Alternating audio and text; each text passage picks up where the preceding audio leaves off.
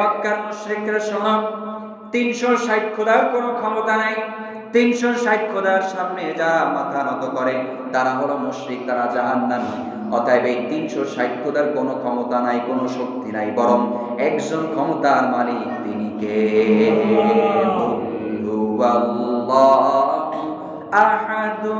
আহাদুলিল্লাহস সামাদ লাম ইয়ালিদ ওয়া লাম ইউলাদ ওয়া লাম ইয়াকুল লাহু কুফুয়ান আহাদ। সুবহানাল্লাহ পড়েন।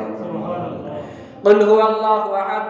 হে রাসূল, আপনি বলে দেন আল্লাহ এক এবং অদ্বিতীয়, তার সমকক্ষ কেউ নাই। আল্লাহ কাউকে জন্ম দেন নাই, আল্লাহ কেউ জন্ম দেয়নি। তিনি ওয়াহিদ, ইন্নাল্লাহা ওয়াহিদ, তিনি এক, তিনি ছাড়ার কোনো মাবুদ নাই, তার শক্তির উপরে আর কোনো শক্তি নাই, তার মতন আর কেউ নাই। লাইসা কামিথলিহি শাই। সুবহানাল্লাহ পড়ে। তার মতন কেউ নাই, তার সাদৃশ্য কেউ নাই, তার উদাহরণ কেউ নাই। আল্লাহু আকবার। এবারে সালমান ফার্সির কর্ণকুহরে যখন এই শব্দ চলে আসছে, সালমান পাগলের মতন দৌড় শুরু করছেন মক্কা নগরীতে। এমন দৌড় শুরু করছেন পাগলের মতন। সালমান, কেন দৌড়াও? বলে, আমি জান্নাতের লোভে দৌড়াই। সুবহানাল্লাহ। এই সালমান ফার্সির ঘটনা বলার উদ্দেশ্য আমার নয়, তবে বুঝানোর উদ্দেশ্য, এত প্রবীণ বয়স্ক ব্যক্তিত্ব, এমন বয়স হয়ে গেছে, তিনি ওই বয়সেও হয়েছেন কোরআনের একজন ধারক বাহক। বলেন সুবহানাল্লাহ। সমস্ত সাহাবায়ে কেরাম, অধিকাংশ সাহাবীরা তারা বয়স্ক হয়ে তারপরে সাহাবী হয়েছেন।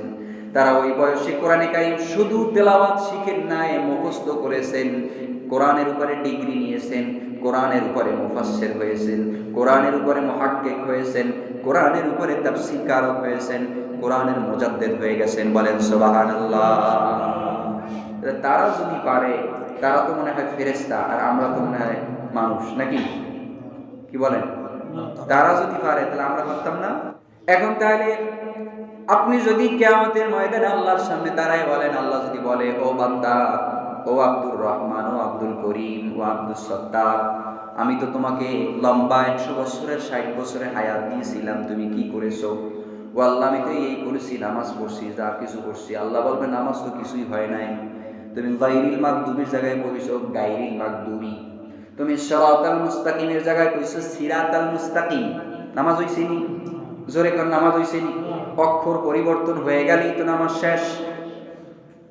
তুমি আলহামদুলিল্লাহির জায়গায় বলছো আলহামদুলিল্লাহ, নামাজ হইছে নি? পুরাই অর্থ পরিবর্তন। নাহু শরীফের ভাষায় কেউ যদি বলে আলহামদুর জায়গায় আলহামদু বলে, এই বড় হা বলার কারণে যে জায়গায় সম্পূর্ণ অর্থই পরিবর্তন হয়ে গেছে, নামাজও ফাসেদ হয়ে গেছে। অর্থ কি? আলহামদুলিল্লাহি রাব্বিল আলামিন। সমস্ত প্রশংসা, পৃথিবীর যত প্রশংসা আছে সব প্রশংসা, আমি যত মানুষের প্রশংসা করি, আমার যত প্রশংসা করে, সব কিছু ছুঁড়ে ফেলে দিয়ে সর্বোত্তম, সর্বশ্রেষ্ঠ, সর্বোৎকৃষ্ট প্রশংসা সে মহান রব্বে কারীমের জন্য নিবেদিত। সুবহানাল্লাহ। আর যদি এখন বলি আলহামদুলিল্লাহ, তাহলে অর্থ হবে আলহামা। সমস্ত পচা, নোংরা, খারাপ জিনিস, নারী বুড়ি ইত্যাদি যা কিছু অপবিত্র জিনিস আছে, সব কিছু রব্বে কারীমের জন্য। বলেন নাউজুবিল্লাহ। অথচ এখন আল্লাহ জিজ্ঞেস করবে, বান্দা, আমি তোমাকে হায়াত দিয়েছিলাম, তোমাকে সময় দিয়েছিলাম, আমি তোমাকে অর্থ দিয়েছি, সম্পদ দিয়েছি, সম্মান দিয়েছি, সন্তান দিয়েছি, আমি তোমাকে সব কিছু দিয়েছি, তুমি আমার জন্য কি নিয়ে আসছো? ও আল্লাহ, আমি তো নামাজ নিয়ে আসছি। আল্লাহ বলবে, নামাজটা তাকাইয়া দেখো, নামাজে কিচ্ছু হয় নাই। তখন দেখবে যে আরে কি নামাজ পড়লাম, বছরকে বছর নামাজ পড়ছি ইমামের সাথে, কিন্তু নামাজ তো এখন হয় নাই। কেন হয় নাই? এক তো নামাজে ভুল, নাম্বার 2 নামাজে গরিমসি করছি, নামাজের ভিতরে সৌন্দর্যতা ছিল না, ইখলাস ছিল না, খুশু খুজু ছিল না, আল্লাহর জিকির সুন্দর ছিল না, তাসবিহ গুলান সুন্দর ছিল না, তাহলিল গুলান সুন্দর ছিল না। এখন নামাজ দেখে আফসোস করবে, ওই সময় আফসোস করলে কোনো কাজ হবে? জোরে বলেন, কাজ হবে? ফেরার কোনো সুযোগ আছে নাকি? আমার দাদা নানারা যারা দুনিয়ার থেকে চলে গেছে, তারা মনে হয় কবর থেকে মাঝে মাঝে আসতে পারেনি? আসছেনি কেউ? ইতিহাসে কোনো সংবাদ আছে? ফেসবুকে খবর পাইছেন?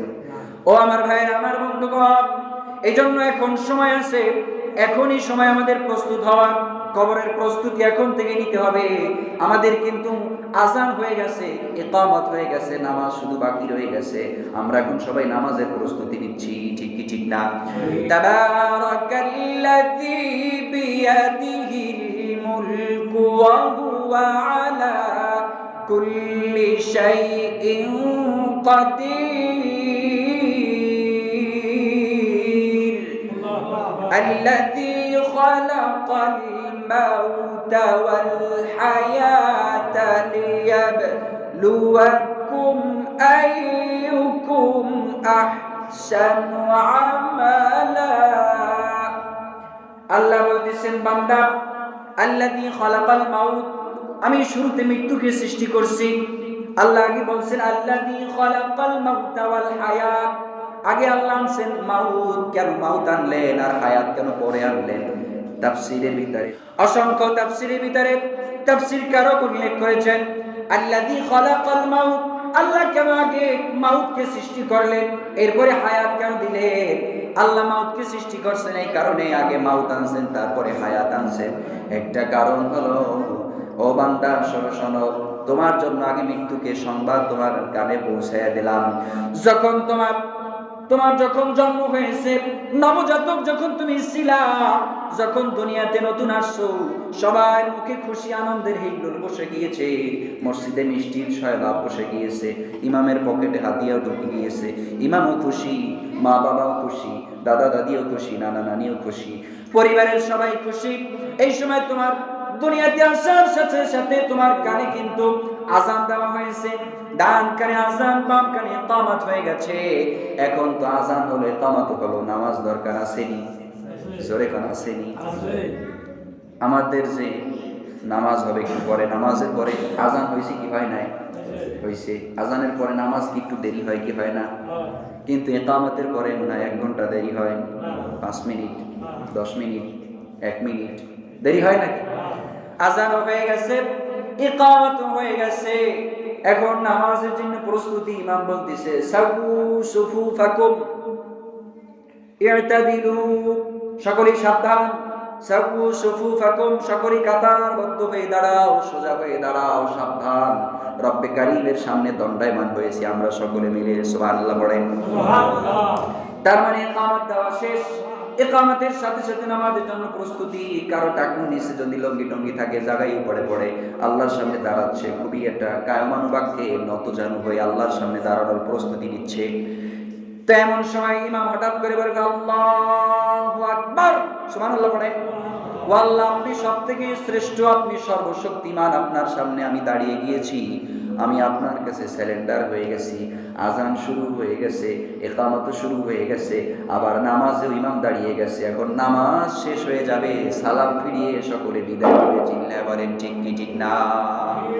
আমার ভাইরা, আমার বন্ধুগণ, আল্লাহ তাআলা এখানে আল্লাযী খালাকাল মাউতা ওয়াল হায়াতা লিয়াবলুয়াকুম আইয়ুকুম আহসানু আমালা, আল্লাহ এই জন্য বলছেন আল্লাযী খালাকাল মাউত, আমি মৃত্যুকে আগে সৃষ্টি করছি। তার কারণ, মৃত্যুকে আনার কারণ হলো বান্দা, দুনিয়াতে যখন এসে পড়েছো, মরার জন্য প্রস্তুতি নাও।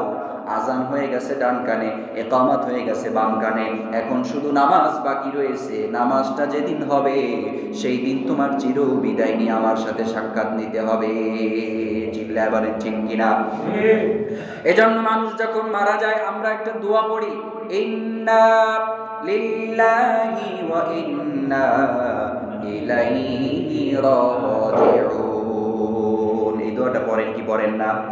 এই দোয়াটার অর্থ কি? ও আল্লাহ, আপনার কাছে থেকে আমরা আসছি, দুনিয়াতে অল্প কিছু সময় পেয়েছি চাষবাস করার জন্য, খেত খামারি করার জন্য। আল্লাহ, আমার সময় শেষ হয়ে গেছে, আবার আপনার নিকট ফিরে যেতে হবে। সবাই ফিরবে কার কাছে? জোরে কোন কার কাছে? হিন্দু ফিরবে কার কাছে? বৌদ্ধ ফিরবে কার কাছে? ইহুদি ফিরবে কার কাছে? আল্লাহর কথাটা কইতে আমার কষ্ট হয়নি, তাহলে জোরে কোন কার কাছে?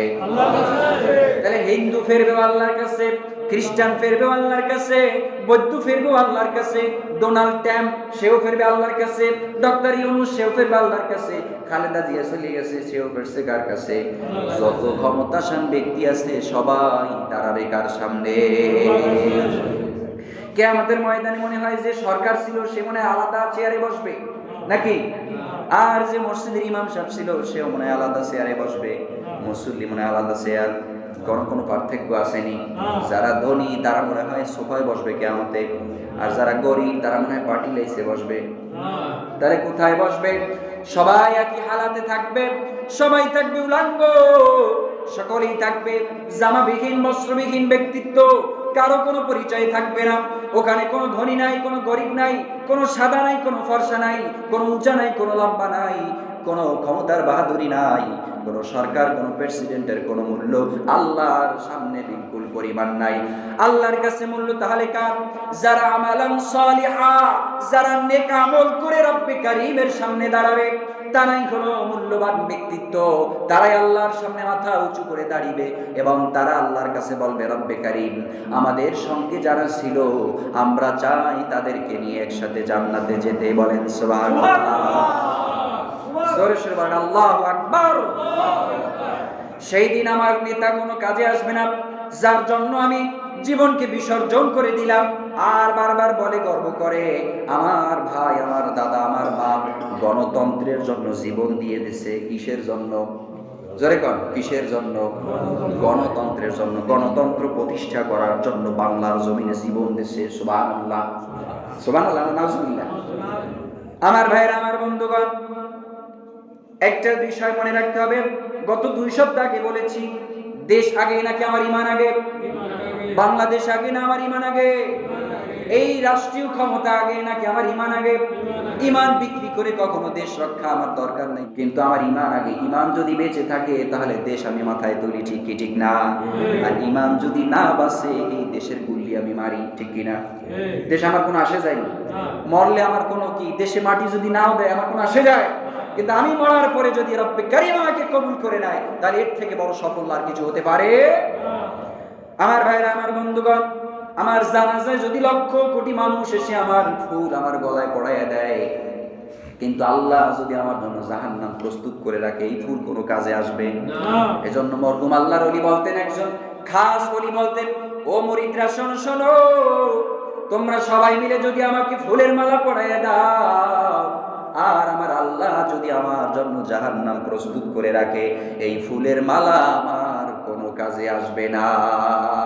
অমরিদরা শোনো, আর তোমরা সবাই মিলে যদি বলো আমরা সবাই মিলে এই হুজুরকে জুতার মালা পরাইয়া দিতাম, তোমরা সবাই মিলে যদি জুতার মালা আমাকে পরাইয়া দাও, আমার আল্লাহ যদি জান্নাত আমার জন্য প্রস্তুত করে রাখে, তাহলে আমি ব্যক্তি, আমি বান্দা সফল কাম হয়ে গেলাম।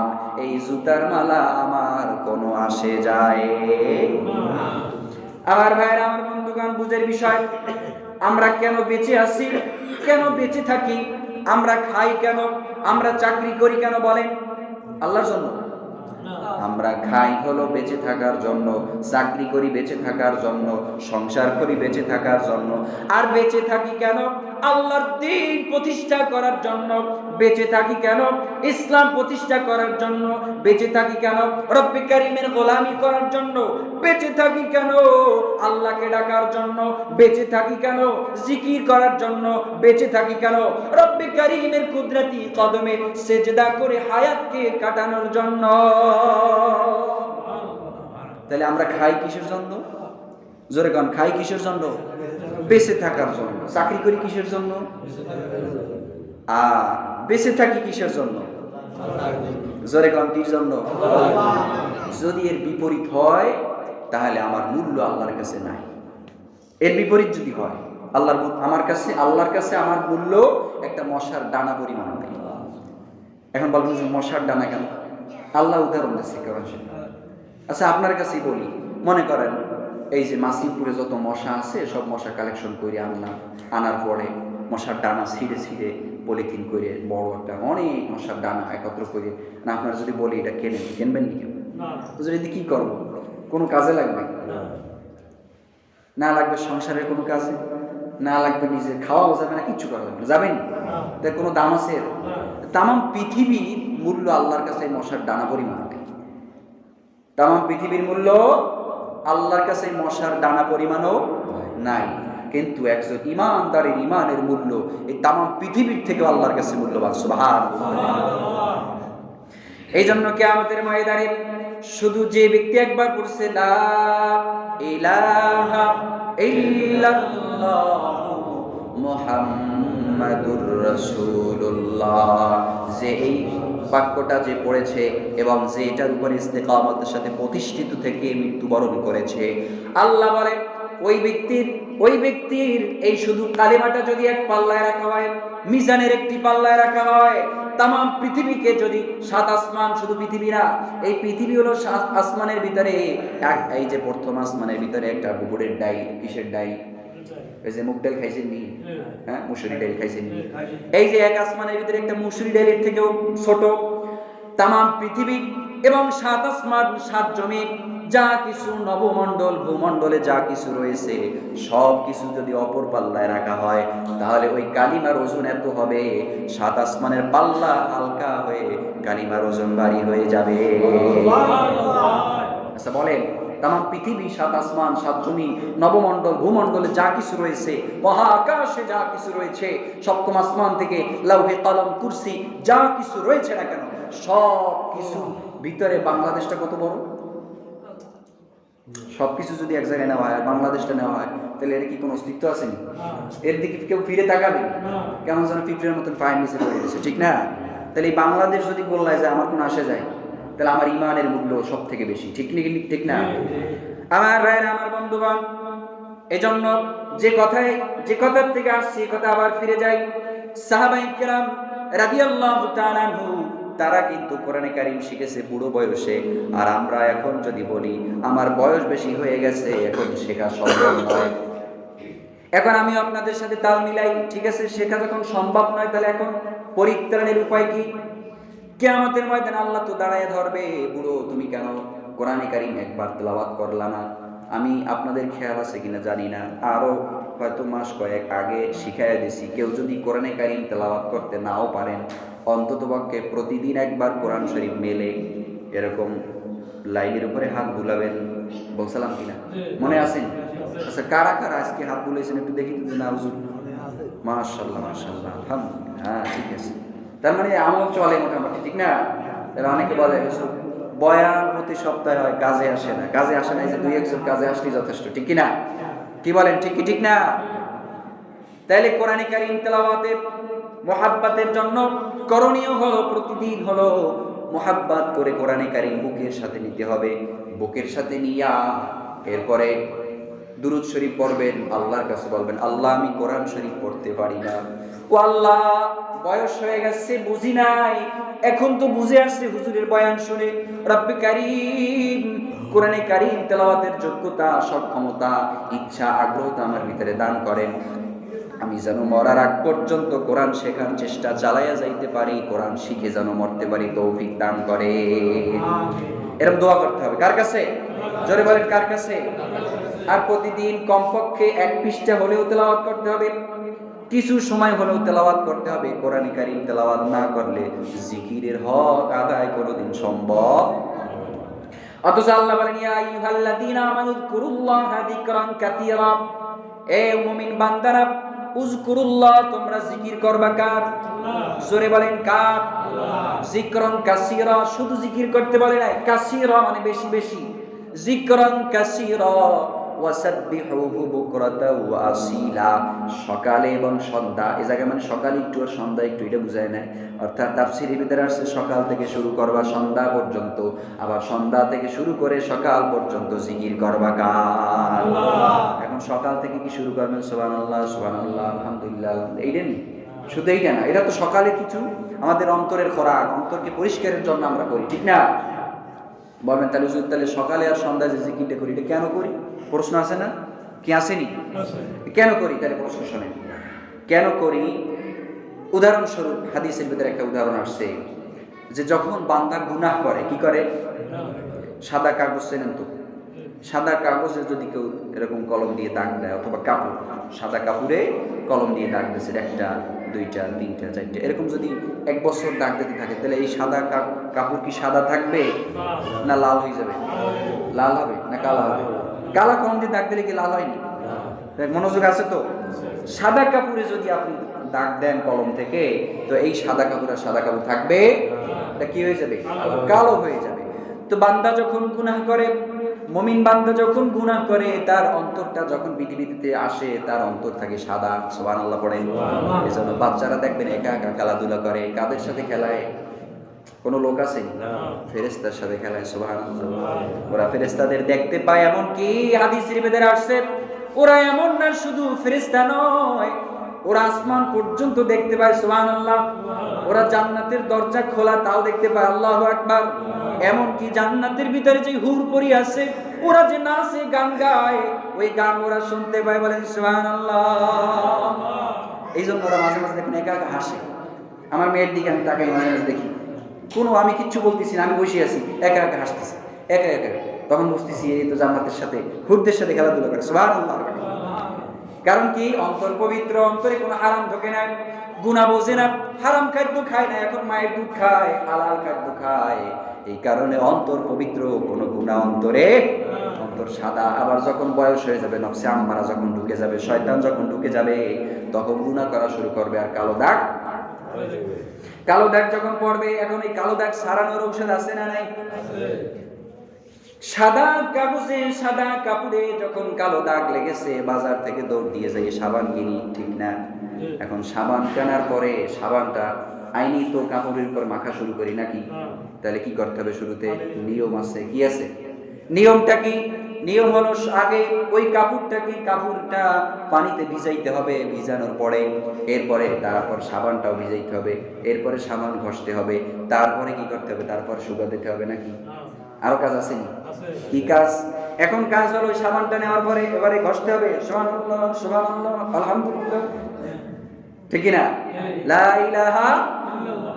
যখন এরকম ধাক্কা দিয়ে ঘষা শুরু করবা, তখনই আস্তে আস্তে দেখবা এক সময় ঘষা ঘষতে ঘষতে এই যে আবার সেই সাদা রূপ আস্তে আস্তে ফিরে আসবে। সুবহানাল্লাহ।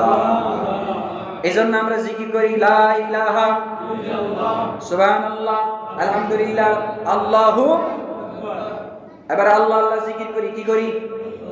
এখন সাহাবায়ে কেরাম আয়াত শোনার পরে রাসূলকে জিজ্ঞেস করতেছেন, ইয়া রাসূলুল্লাহ, জিকির তো আল্লাহ বেশি করতে কইছেন, কেমনে বেশি করব? এবার আল্লাহর রাসূল বলতেছেন, আকসিরু যিকরাল্লাহি হাত্তা ইয়াকুলু মাজনুন। সুবহানাল্লাহ পড়ে।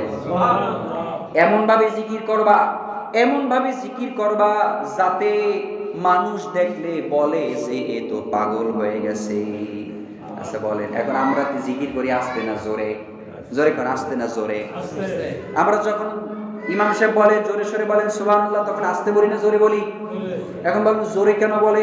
জোরে বলার কারণ হলো মানুষ দেখলে বসবে যে দেখো হুজুর একটু সুসংবাদ জানাইছে, পাগলের মতন সুবহানাল্লাহ বলে উঠছে, একটু জান্নাতের কথা কইছে, জোরে জোরে সুবহানাল্লাহ কইছে, একটু আল্লাহর কথা বলছে, জোরে আল্লাহু আকবার চিৎকার দিয়ে উঠছে। এটার লক্ষণ কি? লক্ষণ হলো মসজিদের বাইরে যদি কেউ দেখে তাহলে বলবে এরা পাগল হয়ে গেছে। ঠিকই ঠিক না? অনুরূপভাবে চায়ের দোকানে যখন বিশ্বকাপ খেলা দেখতে বসে, যখন প্রিয় প্লেয়ার যখন ছক্কা মেরে দেয়, দেখবা যে কিছু যুবকরা ছয় বলে অথবা গোল বলে লাফ দিয়ে ওঠে, লাফ দিয়ে দাঁড়াইয়া যায়, এমন জোরে দাঁড়াইয়া লাফ দেয়, পাশে মুরব্বী চা খাচ্ছিল, চায়ের গ্লাস পর্যন্ত ছিটকে পড়ে যায়। ঠিক কি ঠিক না? এবারে পার দিয়ে মুরব্বী চিৎকার দিয়ে বলে, পাগল হয়ে গেছে, উন্মাদ হয়ে গেছে, শয়তান চা কাপ ফেলাই গেছে। বলে কি বলে না? কেন বলে? কেন বলে? বলে কারণ হলো এটা পাগলের আচরণ, এত জোরে চিৎকার করার কোনো প্রয়োজন নাই, তুমি তো খেলো না, খেলে আর একজন দেখতেছো ওই চায়ের দোকানে বসে, কোথায় লক্ষ লক্ষ মাইল দূর থেকে খেলা, এই খেলা টিভিতে দেখে তুমি পাগলের মতন লাভ দিচ্ছ, তুমি একটা পাগল। ঠিক কি ঠিক না? অনুরূপ ভাবে আল্লাহ কি দাঁড়ায় না কাছে? আল্লাহ কাছে, কিন্তু আল্লাহকে, আল্লাহর কথা শোনার সাথে সাথে বান্দা এমন সুন্দর করে আত্মচিৎকার করে পাগলের ন্যায় আওয়াজ দিয়ে আল্লাহকে ডাকবে, আর যখন ডাক দিবে সাথে সাথে আল্লাহ খুশি হয়ে যাবে, জিকিরের হক আদায় হয়ে যাবে। সুবহানাল্লাহ। এজন্য আমরা কি করি? জিকির করি। সুবহানাল্লাহ, জোরে বলেন সুবহানাল্লাহ, আলহামদুলিল্লাহ, লা ইলাহা ইল্লাল্লাহ। এবারে কি? আল্লাহ। তাহলে এখন আল্লাহ জিকির কেন করবেন? আমি সকলকে একটা ঔষধ জানাই, ঔষধ দিচ্ছি, ঔষধটা খুব খেয়াল রাখেন। কেউ যদি চান যে হার্ট ব্লক হয়ে মারা যাইতে না চান, তাহলে আমি একটা আজকে ঔষধ দিচ্ছি, সবাই খুব মনোযোগ সহকারে ঔষধটা গ্রহণ করবেন। জিকির আমার সাথে বসে করেন, অথবা না করেন, এতে কোনো সমস্যা নাই। আপনি না করলেও জিকির ইনশাআল্লাহ চলবে, কিন্তু আপনি একা হলেও আল্লাহ নামটা অন্ততপক্ষে 250 বার ডাকবেন। কয়বার? আল্লাহ আল্লাহ। এই যে গণতন্ত্রের প্রতিষ্ঠা যে করছে লেনিন, কার্ল মার্কস, নাম কি? লেনিন নাস্তিক, আস্ত একটা নাস্তিক। এই নাস্তিক মরার সময় আইসিইউতে এই সময় সে জিকির করতেছে আল্লাহ আল্লাহ, জোরে জোরে আওয়াজ দিয়ে।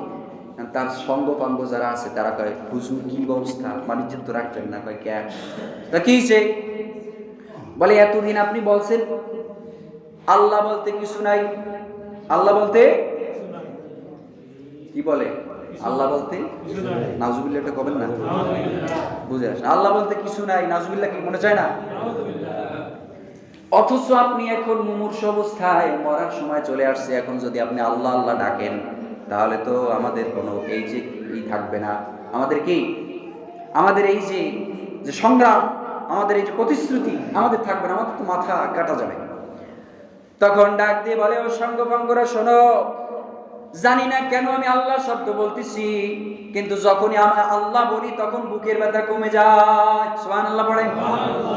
মেডিকেল সায়েন্স বর্তমানে আপনারা দেখবেন আইসিইউতে যারা থাকে, টিভি সিনেমায় যদি দেখে থাকেন অথবা যদি ওই যে হাসপাতালে দেখে থাকে, দেখবেন ওই যখন হার্টের যখন কি করে, ওই যে কি করে, ওটার কি করে, হ্যাঁ হার্টবিট দেখে, ওটার কি, এটা আর একটা নাম আছে, যাই হোক, ওই হার্টের যখন বিট দেখে তখন দেখবেন এই যে এরকম ভাবে এরকম দেখা যায় কম্পিউটারে লাভ দেয়। হ্যাঁ, এই আরবি লেখা খত্তের উকা একটা লেখা আছে, এই লেখা আল্লাহ লিখতে যেমন যেভাবে লিখতে হয়, ওই হার্টের ভিতরে দেখবেন ওই জায়গায় আল্লাহ শব্দ লেখা আসে কেমন। কারণ আল্লাহ এইটা বানাইছেন কে? জোরে বলেন, বানাইছেন কে? ওই জায়গায় ভিতরে আল্লাহ সেট করে দিয়েছেন। তুমি হিন্দু হও, নাস্তিক হও, তুমি মুরতাদ হও, যাই হও না কেন, কিন্তু ভিতরে তো আল্লাহ ডাকে। সুবহানাল্লাহ পড়ে। এই জন্য আল্লাহ যখন বলা হয় দেখবেন আল্লাহ বলতে গেলে মুখটা ভরে যায়। আল্লাহ বলেন তো, আল্লাহ কি আল্লাহ হবে না আল্লাহ? কি হবে? আল্লাহ। জোরে সবাই শিখেন, আল্লাহ। আওয়াজটা উপরে যাবে, আওয়াজটা কোথায় যাবে? উপরে। আল্লাহ। মুখে আর কোনো ফাঁকা জায়গা আছে? আব্বা বলার সময় কি ভিতরে ফাঁকা জায়গা আছে না নাই? জিহ্বা কাজে লাগে নি আব্বা বলার সময়? আব্বা মা জিহ্বা কাজে লাগে। আল্লাহ এমন একটা শব্দ, মুখটা মনে হয় যেন একটা ভরে গেছে রসগোল্লা দিয়ে। সুবহানাল্লাহ পড়ে। তা রসগোল্লা খাইলো ব ব কিছু খাওয়া যায়নি, একটা রসগোল্লা ভরে গেছে মুখ, আর কোন কথা আছে? কেমন যেন আল্লাহ শব্দটা বললে একটা মুখে রসগোল্লা চলে আসে। সুবহানাল্লাহ। এই জন্য আল্লাহর পাগল যারা হয়ে যায় তারা সর্বহালাতে, তাদেরকে কেউ যদি আঘাত করে, তারা যদি রাস্তায় পড়েও যায়, সাথে সাথে আল্লাহ শব্দ উচ্চারণ করে। সুবহানাল্লাহ। এই জন্য আল্লাহর পাগল হতে হবে। কার পাগল? জোরে বলেন, জিকির করতে হবে কার? তাহলে আমরা কি জিকির করবো ইনশাআল্লাহ? জিকিরে বসবো ইনশাআল্লাহ। তাহলে আজকের থেকে আমি ইনশাআল্লাহ যা কিছু বললাম, আল্লাহ আমাকে সহ আমাদের প্রত্যেককে পূর্ণরূপে আমল করার তৌফিক দান করুন। গুরুত্বপূর্ণ সময়কে আপনাদের সময় লস করার কারণে আমি বিনীত ক্ষমা প্রার্থী হয়ে এখানেই শেষ করছি। ওয়া আখির দাওয়ানা আনিল হামদুলিল্লাহ।